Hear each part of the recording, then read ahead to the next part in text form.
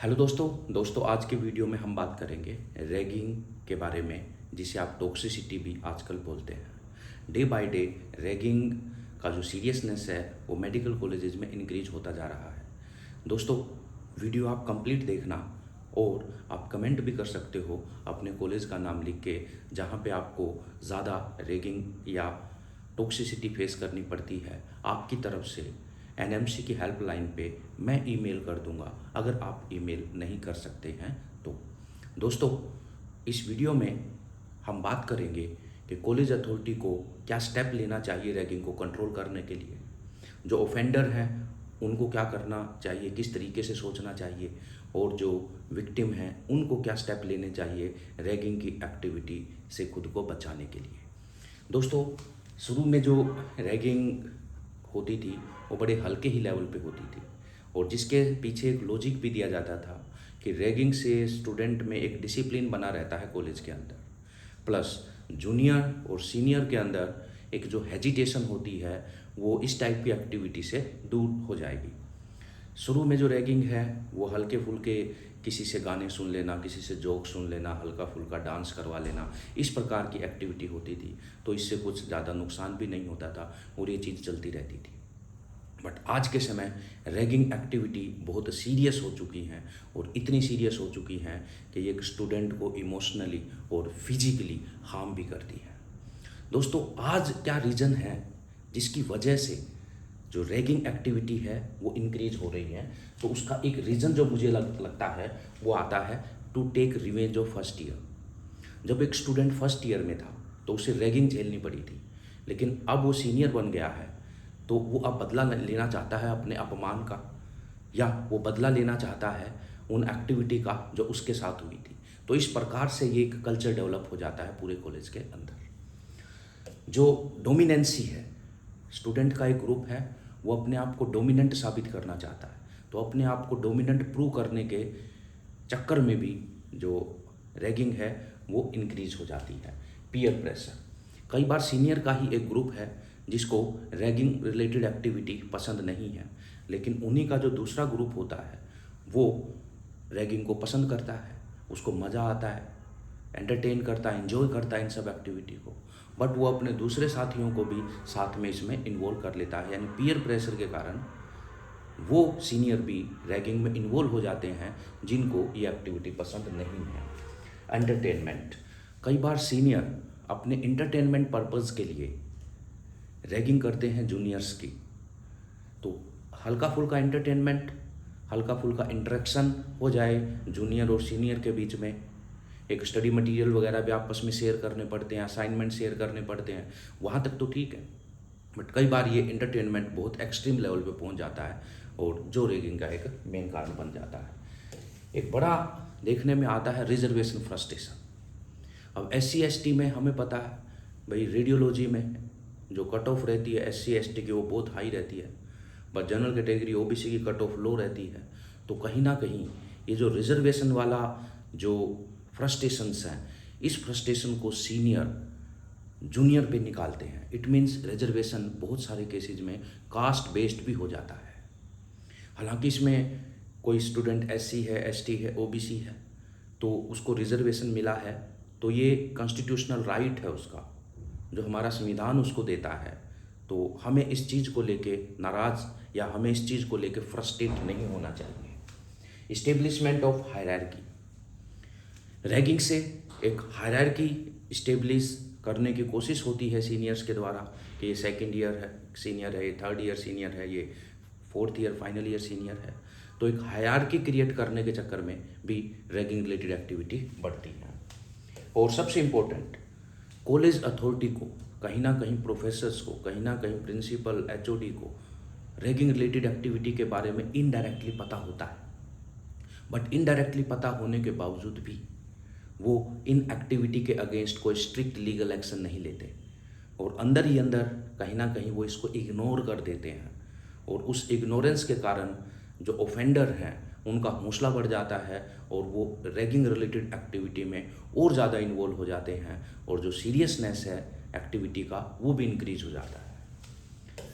कई बार रिलीजन और reason related causes भी आते हैं रैगिंग के।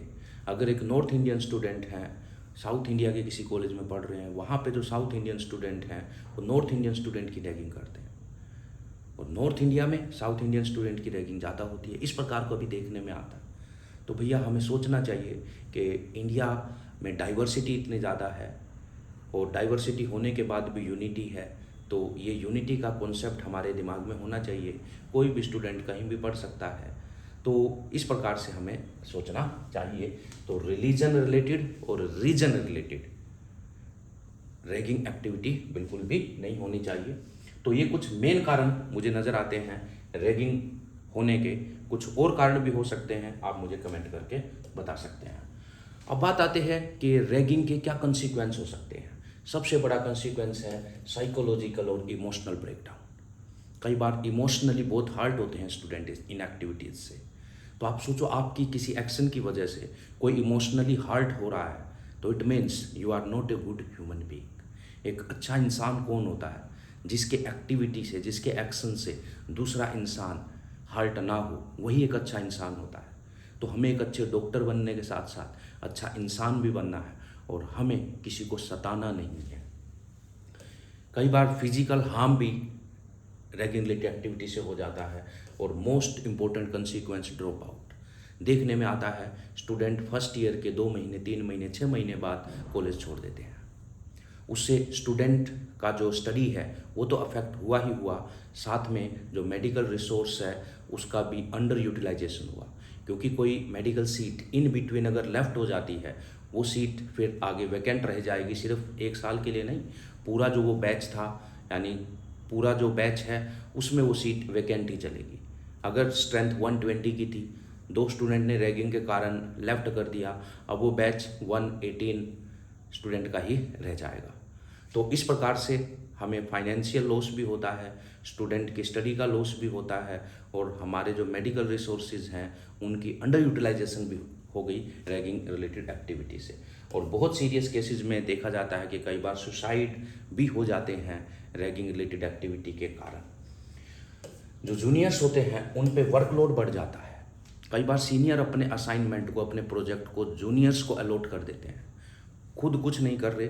अब जो जूनियर है उसे अपने असाइनमेंट भी पूरे करने हैं और साथ में सीनियर्स के असाइनमेंट भी पूरे करने हैं, तो उसके लिए डबल वर्कलोड हो जाता है।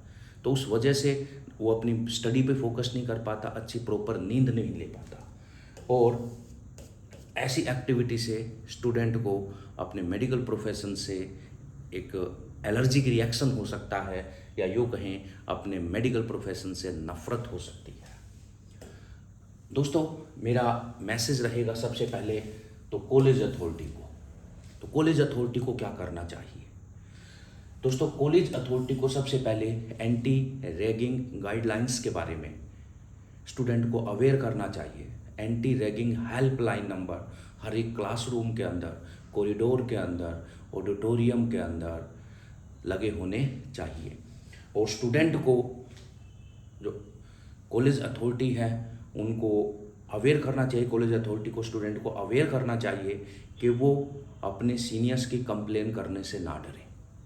और ख़ासकर जो कंप्लेन कर रहा है जूनियर, उसके नाम को एनोनिमस रखा जाए, उसके नाम को छुपा के रखा जाए, बताया ना जाए, और सीधा जो ऑफेंडर है उसके ऊपर लीगल एक्शन हो। सब एक और इम्पोर्टेंट है कि जो स्टूडेंट हैं उनकी हॉस्पिटल्स के अंदर, उनकी हॉस्टल्स के अंदर, उनकी कॉरिडोर और गैलरीज़ के अंदर सीसीटीवी से मॉनिटरिंग होनी चाहिए। तो कंटिन्यूअसली कुछ लोग इस काम में होने चाहिए प्रोएक्टिव, जो सारी एक्टिविटी को मॉनिटर करें, ताकि रैगिंग रिलेटेड एक्टिविटी कॉलेज में, कैंपस में कहीं भी हो रही है उसको इमीडिएटली पकड़ा जा सके और रोका जा सके। और जो ऑफेंडर होता है, जो रैगिंग एक्टिविटी में इन्वॉल्व होता है, उसको स्ट्रिक्ट से स्ट्रिक्ट पनिशमेंट दिया जाए। तो जितना स्ट्रिक्ट पनिशमेंट होगा ऑफेंडर को, उतना ही दूसरे लोगों में डर आएगा और वो रैगिंग रिलेटेड एक्टिविटी में इन्वॉल्व नहीं होंगे। क्योंकि मेडिकल कॉलेजेस में पढ़ने वाले स्टूडेंट ही जाते हैं, कोई गुंडागर्दी करने वाले जाते नहीं हैं। तो मोस्टली पढ़ने वाले स्टूडेंट होते हैं, उनको एक हल्का सा 2-4 जो ऑफेंडर है, अगर उनको एक स्ट्रिक्ट पनिशमेंट दे दी जाए तो उनकी पनिशमेंट को देख के बाकी सबको अकल लग जाएगी, वो अपने आप ठिकाने पे आ जाएंगे। बट कॉलेजेस कई बार क्या करते हैं, ऑफेंडर को वार्निंग देके छोड़ देते हैं, कई बार वार्निंग देके छोड़ देते हैं। इससे क्या होता है, ऑफेंडर का हौसला बढ़ जाता है और वो रैगिंग रिलेटेड एक्टिविटी में और ज़्यादा इन्वॉल्व हो जाता है। तो कहीं ना कहीं कॉलेज जो पनिशमेंट देते हैं ऑफेंडर को, उसमें कहीं ना कहीं लैकिंग होती है, उस वजह से रैगिंग रिलेटेड एक्टिविटी और बढ़ जाती है। कॉलेज को चाहिए कुछ cultural event time to time करवाते रहना, जिससे जूनियर और सीनियर के बीच में एक इंटरेक्शंस बना रहे, एक हेल्दी इंटरेक्शन बना रहे।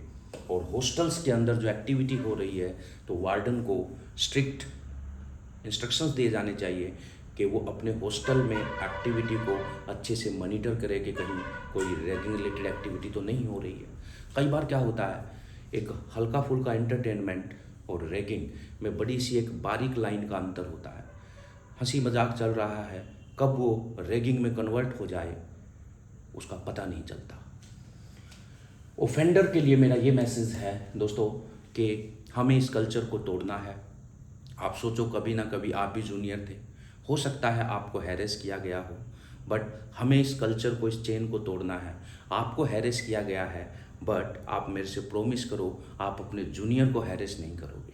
अगर आप ऐसा सोच लेते हैं कि चलो कोई नहीं, मेरा हैरेसमेंट हुआ, मेरी रैगिंग हुई, बट आगे मैं अपने जूनियर्स की रैगिंग नहीं करूँगा, तो अगर 2-3 साल अगर स्टूडेंट ऐसा सोच लेते हैं, तो अपने आप ही जो चेन है रैगिंग का, जो चेन है टॉक्सिसिटी का, वो अपने आप ही ब्रेकआउट हो जाएगा।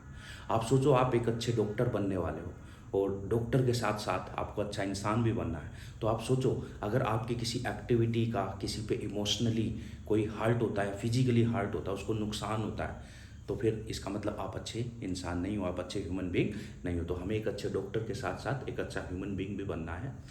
और मेरा मैसेज है विक्टिम को मेरा मैसेज ये है कि वो ऑफेंडर से ना डरे। तो जो जूनियर्स होते हैं उनको भी एक ग्रुप में रहना चाहिए, जैसे ऑफेंडर्स एक ग्रुप में रहते हैं।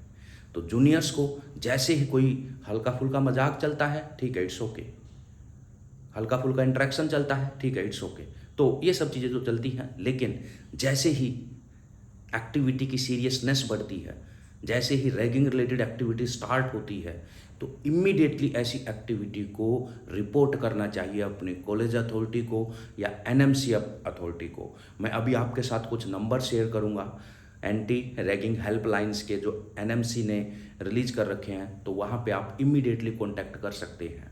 और आप अपने नियर बाय पुलिस स्टेशन में जाके सीधा कंप्लेन ही लिखा दो। एक स्टूडेंट मत जाओ, पूरा ग्रुप जाओ, क्योंकि जब पूरा ग्रुप जाएगा तो उसके अगेंस्ट जो ऑफेंडर हैं वो ज़्यादा कुछ कर नहीं पाएंगे। तो इसीलिए जो जूनियर्स हैं उन्हें एक ग्रुप में रहना चाहिए। कंप्लेन इंडिविजुअली नहीं करनी चाहिए, पूरे ग्रुप को कंप्लेन करनी चाहिए, पूरे बैच को कंप्लेन करनी चाहिए। और एक बार अगर आपकी रैगिंग होने लग जाती है और आप उसे सहन करने लग जाते हैं, तो धीरे धीरे रैगिंग का लेवल बढ़ जाता है। तो आप ऑफेंडर की जो गलत एक्टिविटी है, जो इलीगल एक्टिविटी है, उसे सहन मत करो। जितना आप सहन करोगे उतनी रैगिंग आपकी ज़्यादा होगी, जितना आप सहन करोगे इतना ज़्यादा आपको परेशानी होगा। तो इसीलिए जब पहली बार ही आपके साथ कुछ गलत होता है, उसको इमीडिएटली रिपोर्ट करो, क्योंकि एजुकेशन के लॉस होने का डर जितना आपको है इतना ऑफेंडर को भी है। तो अगर हम थोड़ा बोल्ड बने तो इस एक्टिविटी से खुद को बचा सकते हैं।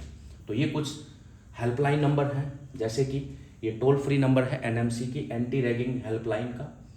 ये टेलीफोनिक नंबर है, ये ईमेल आईडी है mci.bol.net.in। तो ये सब एक बार आप स्क्रीनशॉट ले लेना इसका। और अगर आपको कोई भी रैगिंग रिलेटेड एक्टिविटी आपके साथ होती है, तो इमीडिएटली नंबर पे कांटेक्ट करके इन्फॉर्म करो, इमीडिएटली ईमेल ड्रॉप करो और अपनी कॉलेज अथॉरिटी को भी इन्फॉर्म करो। तो दोस्तों, आई होप ये जो वीडियो है इससे आपको थोड़ा अवेयरनेस जरूर मिलेगा।